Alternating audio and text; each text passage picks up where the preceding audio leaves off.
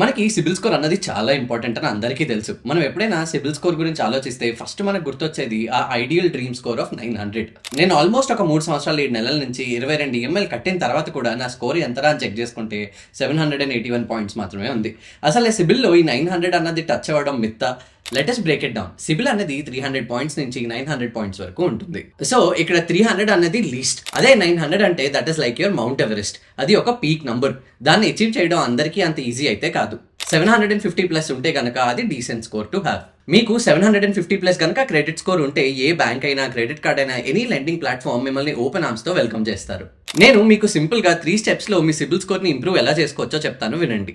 1. EMIs and credit card bills time కి కట్టండి. 2. ఇది చాలా మందికి తెలియక చాలా లాస్ అవుతూ ఉంటారు. మీకున్న క్రెడిట్ లిమిట్ లో మీరు యూటిలైజ్ చేయాల్సింది 30% మాత్రమే.